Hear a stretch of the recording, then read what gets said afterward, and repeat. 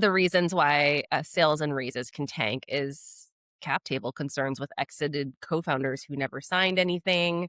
Let's talk about that. Let's talk about the things that we've seen sometimes companies make some mistakes on before they arrive at our desk, especially with regard to co-founders. And I think this arises, at least in my experience, it's more often with two co-founder teams than three. But I'll turn it over to Ariana. What are the things that you see that maybe that, could have just been done right the first time, but weren't, and now we're kind of in trouble? Yeah, definitely. So I think if you hear nothing else today, it's get anything and everything in writing. It does not have to be a formal legal document to later then be enforceable in court. It can be writing on the back of a napkin, maybe invest in a notebook or something. But if it's a napkin, that's fine too. And just write down the terms of your engagement really with your co-founder. And if that sounds too formal, really what it is how is equity divided? What's our vesting schedule? You both should be on a vesting schedule, right? Because things are great in the beginning, but what happens if a year in, one of you has to leave either because things aren't going well or just for personal reasons? You want to make sure that that person doesn't just then walk away with, 49% of the company. That down the road is really going to be hard for you to raise money because you'll have what's called like dead hand control on your cap table, which investors hate to see. And not to mention, you'll have someone that has a bunch of equity that didn't earn it because they only see it a year. And, your vesting typically is 4 years. So I would say in the beginning, when you're excited about the company and you guys are on the same page, that's the time to say, okay, let's just do things the right way. Let's put ourselves on a standard 4-year vesting schedule with a 1-year cliff. Let's make sure we figure out the equity split. Let's make sure that we assign the IP to the company so that if one of us leaves, the other one, that person can't say, oh, but it's my IP. I built it. No, the company owns it. Let's make sure, if you're hiring employees early, that you have offer letters with clear terms that you clearly outline your expectations of their role and, their vesting schedule as well.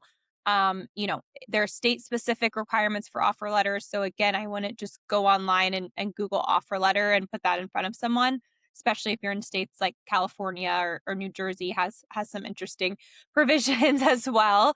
And so just again, make sure things are in writing and really clear from the onset. Ideally, you talk to one of us early, but if you don't, again, just make sure you have the outline of how things are going to be going forward for your company. Let's say it's a two-founder team. Uh, Presumably, they have their stock granted pursuant to a 4-1 vesting schedule. Presumably, they've signed their CIIAAs or PIIAAs. And for anyone who doesn't know what that nomenclature means, it's confidential proprietary information inventions assignment agreement. It's usually in your online incorporation package. What other things might have to be cleaned up before we go for a raise or an acquisition? Yeah. So one thing you want to be careful about is having a deadlock on your board.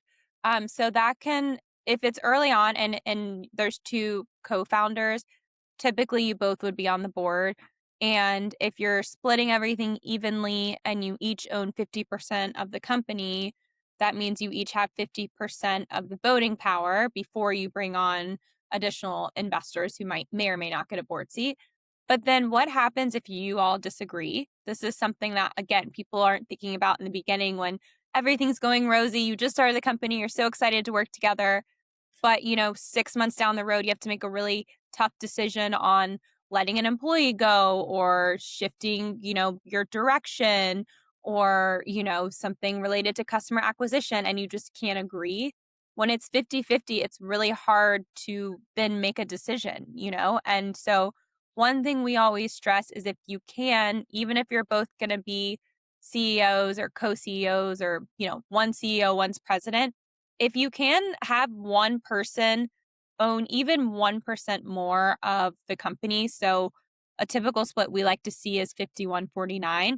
And there's ways where you can economically still each have 50-50 on the equity, which Lindsay can talk a little bit about. But it really just protects you all down the road from not being able to move forward with the company. I mean, worst case would be you have a term sheet